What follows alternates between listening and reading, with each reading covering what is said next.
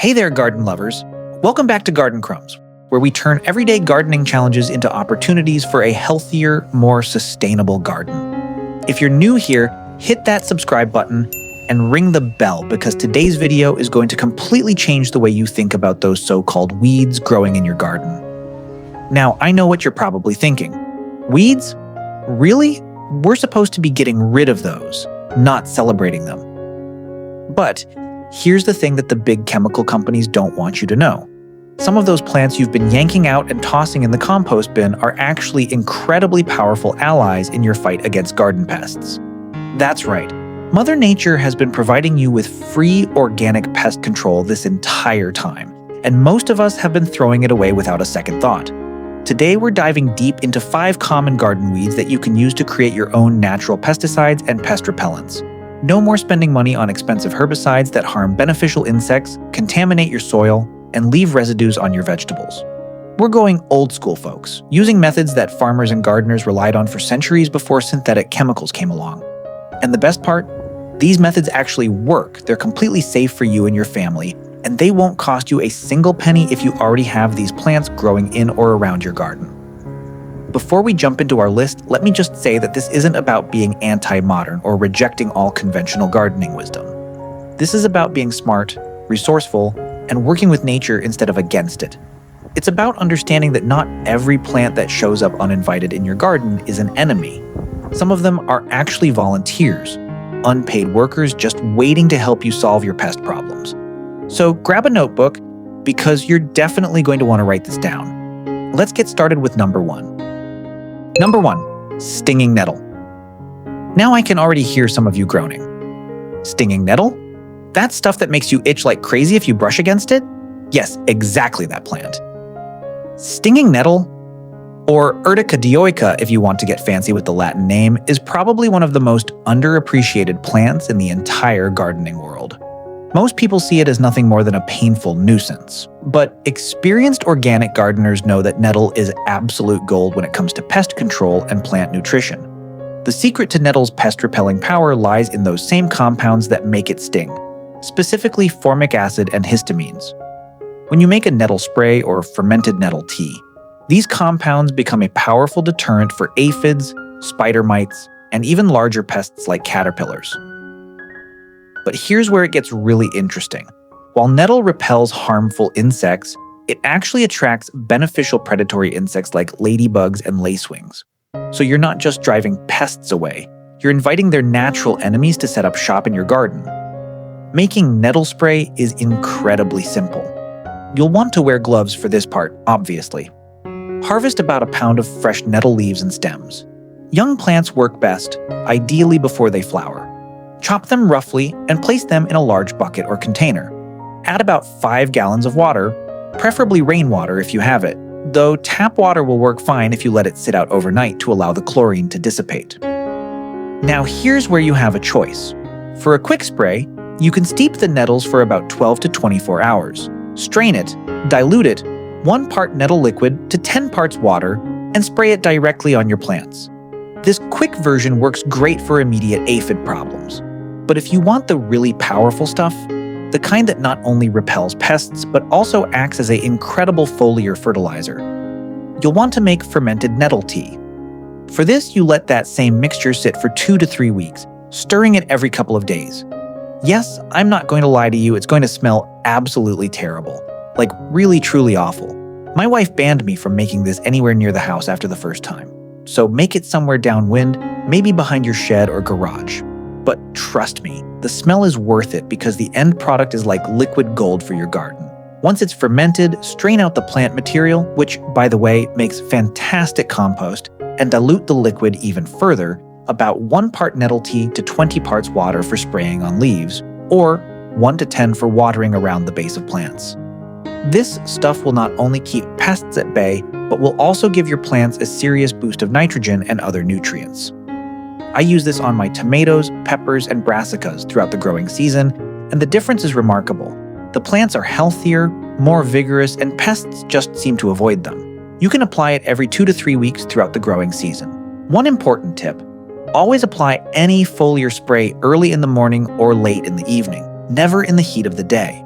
And if you're spraying edibles, make sure to wash your produce thoroughly before eating, even though nettle spray is non-toxic. It's just good practice. Number 2, dandelions. The humble dandelion. Public enemy number 1 for lawn perfectionists everywhere. Americans spend millions of dollars every year trying to eradicate this cheerful yellow flower from their pristine green lawns, completely unaware that they're destroying one of the most useful plants that could possibly grow in their yard. Dandelions, or Taraxacum officinale, are so much more than just lawn weeds. Every part of this plant is useful. The leaves are edible and nutritious. The roots can be roasted for a coffee substitute. The flowers make beautiful wine. And for our purposes today, the whole plant makes an excellent pest deterrent. Dandelion spray works particularly well against fungal diseases and certain soft-bodied insects. The plant contains compounds including taraxacin and various bitter substances that pests find extremely unpleasant. It's especially effective against fungal issues like powdery mildew and black spot on roses. I've used dandelion spray successfully on my squash plants to prevent powdery mildew and on my apple trees to discourage aphids and reduce fungal problems. To make dandelion pest spray, you'll need about 2 pounds of whole dandelion plants, e.g. roots, leaves, flowers, everything. If you're harvesting from your lawn, make absolutely sure that area hasn't been treated with any chemicals. Better yet, harvest from your garden beds or a wild area you know is chemical-free. Chop the plants roughly and place them in a large pot. Cover with about 1 gallon of water and bring it to a boil. Once it's boiling, reduce the heat and let it simmer for about 20 to 30 minutes. You're basically making a strong dandelion tea. Let this cool completely, then strain out all the plant material. You can use this liquid at full strength for a powerful pest deterrent, or dilute it 1-to-1 with water for regular preventative spraying. Pour it into a spray bottle and apply it to both sides of leaves, paying special attention to the undersides where many pests like to hide. The great thing about dandelion spray is that it has a relatively pleasant smell, unlike some of our other options. It's got a mild, slightly bitter herbal scent that won't offend your neighbors if you're spraying near your property line. For soil health and as a systemic pest preventative, you can also make dandelion root tea. Just use the roots, chop them finely, and follow the same boiling and steeping process. Water this around the base of your plants. Dandelions are dynamic accumulators, meaning their deep taproots pull up minerals from deep in the soil, concentrating calcium, potassium, and other nutrients in the plant tissue. When you make a tea from them, you're creating a nutrient-rich tonic that strengthens your plants from the inside out. Stronger, healthier plants are naturally more resistant to pest damage. I like to apply dandelion spray every 7 to 10 days during the peak growing season, especially on plants that are prone to fungal issues or aphid attacks. It's gentle enough that you can use it frequently without worrying about burning your plants or building up harmful residues in your soil. Number 3, horsetail. Now we're getting into some really powerful stuff. Horsetail, also known as Equisetum arvens, or sometimes called snake grass or puzzle grass, is a prehistoric plant that's been around for millions of years. It looks like something out of a dinosaur movie with its distinctive segmented bamboo-like stems and needle-like leaves arranged in whorls. If you have horsetail growing on your property, you might consider it a pest because it spreads aggressively through rhizomes and is nearly impossible to completely eradicate. But here's the silver lining. That same toughness and resilience that makes it hard to get rid of is exactly what makes it such a powerful fungicide and pest preventative. Horsetail is absolutely loaded with silica. In fact, it contains more silica than almost any other plant. This high silica content is what makes horsetail spray incredibly effective against fungal diseases. The silica strengthens plant cell walls, making it physically harder for fungal spores to penetrate the plant tissue. It's like armor for your plants. Professional organic farmers and serious home gardeners swear by horsetail spray for preventing and treating fungal problems like blight, rust, mildew, and damping off in seedlings. But horsetail doesn't just fight fungi. The spray also works as a repellent for various sucking insects like aphids and whiteflies. The silica content makes the leaf surface less hospitable to these soft-bodied pests, and the spray also seems to interfere with their feeding behavior. I've had excellent results using horsetail spray on my tomatoes to prevent early and late blight, and on my roses to keep black spot at bay. To make horsetail spray, you'll need fresh or dried horsetail.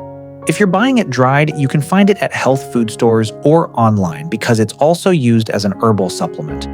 You'll need about 5 ounces of dried horsetail, or about 10 ounces if you're using fresh. Place it in a large pot and add about 2.5 gallons of water. Bring this to a boil, then reduce to a simmer and let it cook for about an hour. Yes, a full hour. This long simmering time is necessary to extract the maximum amount of silica and other beneficial compounds from the plant material. After simmering, turn off the heat and let the whole thing steep for another 12 to 24 hours. The liquid will turn a deep brown color. That's exactly what you want. Strain out all the plant material, squeezing it well to extract every bit of liquid. Now dilute this concentrate at a ratio of 1 part horsetail liquid to 5 parts water for spraying. Pour it into your spray bottle and apply thoroughly to all plant surfaces, especially the undersides of leaves. For preventing fungal diseases, spray every 7 to 14 days starting in early spring.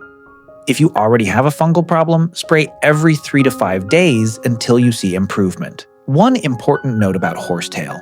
Because it's so effective as a fungicide, some people assume more is better and use it at full strength. Don't do this. The high silica content can actually damage leaves if applied too concentrated, especially on tender plants. Always dilute according to instructions. Also, horsetail spray has a relatively short shelf life once diluted. It's best to mix only what you need for each application, or store the concentrate in a cool, dark place and dilute portions as needed. I particularly love using horsetail spray early in the season as a preventative measure. By the time fungal spores are actively spreading in midsummer, my plants have already developed stronger cell walls and are much more resistant to infection.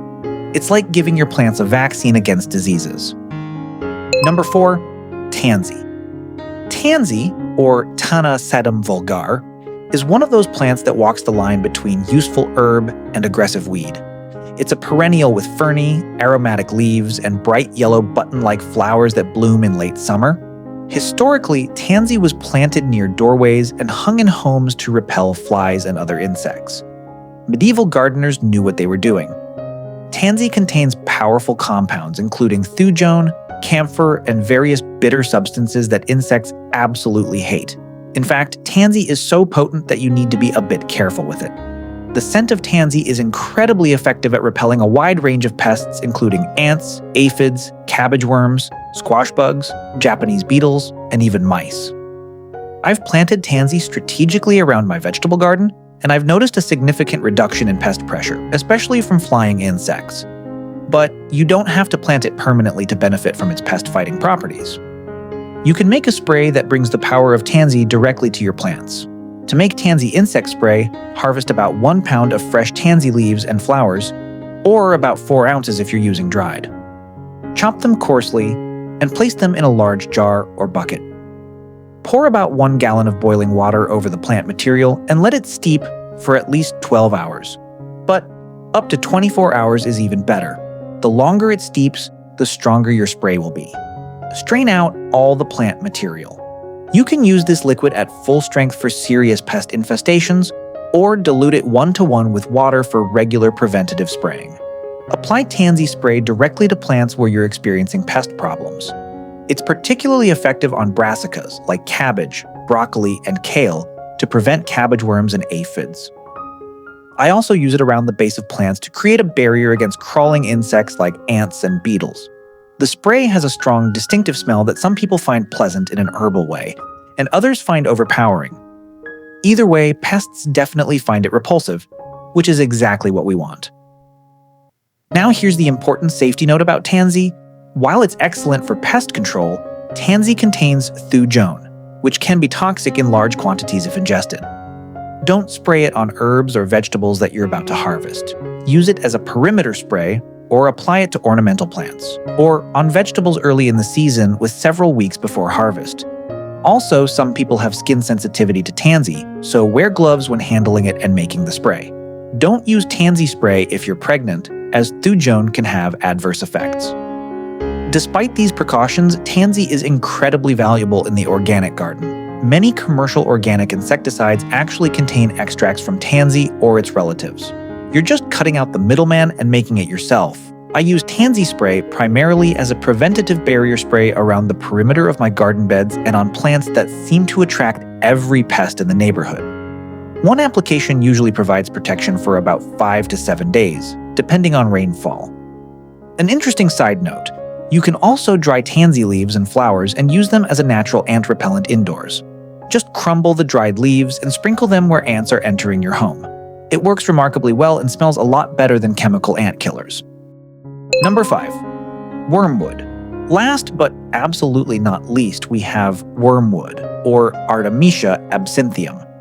If you know anything about herbal history, you'll recognize wormwood as the plant used to make absinthe, that legendary green spirit that was supposedly hallucinogenic and drove artists mad in 19th century Paris. While most of those stories were exaggerated, wormwood does contain powerful compounds, and it's exactly those compounds that make it such an effective pest deterrent in the garden. Wormwood is perhaps the most potent natural insecticide on our list today. It contains absinthin, N-absinthin, and various other compounds that are extremely bitter and toxic to many insect species. In traditional European gardens, wormwood was always planted near the garden gate as a guardian plant, because farmers noticed that insects seemed to avoid areas where wormwood grew. The plant has silvery gray foliage and a distinctive strong sage-like aroma that most pests find completely intolerable. Wormwood spray is particularly effective against flea beetles, cabbage moths, carrot flies, aphids, and various caterpillars. It's also one of the few natural sprays that has some effect on slugs and snails, though it works better as a repellent to keep them away rather than as a contact killer. I've had tremendous success using wormwood spray on my brassicas to prevent the cabbage white butterfly from laying eggs, and on my young seedlings to protect them from flea beetle damage. Making wormwood spray follows a similar process to our other preparations. Harvest about 12 ounces of fresh wormwood leaves and stems, or about 4 ounces if using dried. Place them in a large container and pour 1 gallon of boiling water over them. Let this steep for at least 12 hours. The resulting liquid will be quite dark and have a very strong, bitter smell. Strain out all plant material. For most applications, you'll want to dilute this concentrate 1 part wormwood liquid to 4 parts water. For severe pest infestations, you can use it at a stronger dilution of 1 to 2. Apply wormwood spray to plants showing pest damage or as a preventative barrier spray. Because it's so potent, I recommend spraying in the evening and avoiding direct application to flowers, as it can deter pollinators along with pests. Focus your application on the foliage and stems of plants. Wormwood spray is rain-resistant compared to some other natural sprays, but you'll still want to reapply after heavy rains. Now, the important warnings about wormwood. This is powerful stuff. Don't spray it on anything you're about to harvest and eat. Use it on ornamentals or on vegetables early in their growth with at least 3 to 4 weeks before harvest. Wormwood contains thujone, like tansy, and while it's safe for external use on plants, you don't want it on your salad greens. Also, wormwood can inhibit the growth of some plants, so don't use it indiscriminately everywhere. It's best used as a targeted spray on plants with specific pest problems. Despite these cautions, wormwood is an incredibly valuable tool in organic pest management. When you have a serious pest outbreak that's threatening to destroy your crops, wormwood spray can be the natural equivalent of bringing in the heavy artillery. I keep a bottle of wormwood spray in my garden shed specifically for emergencies when other gentler methods aren't working fast enough. You can also use wormwood as a companion plant. Planting it near your vegetable beds, but not directly in them, creates a pest repellent barrier. Just be aware that wormwood can spread and may inhibit nearby plants, so give it its own space. So there you have it, folks. 5 incredibly powerful natural pest controls that are probably growing as weeds in your garden or nearby right now. If you found this video helpful, please give it a thumbs up and share it with your gardening friends. Subscribe to Garden Crumbs if you haven't already, because we're constantly exploring more ways to grow better gardens without relying on expensive or harmful chemicals. Drop a comment below and let me know which of these 5 weeds you're most excited to try, or if you've already been using any of them with success. I love hearing your experiences and learning from this amazing community of gardeners. Thanks so much for watching, and remember, Sometimes the best solutions to our problems are literally growing under our feet. We just need to open our eyes and see the helpers that nature has already provided. Happy gardening, everyone, and I'll see you in the next video.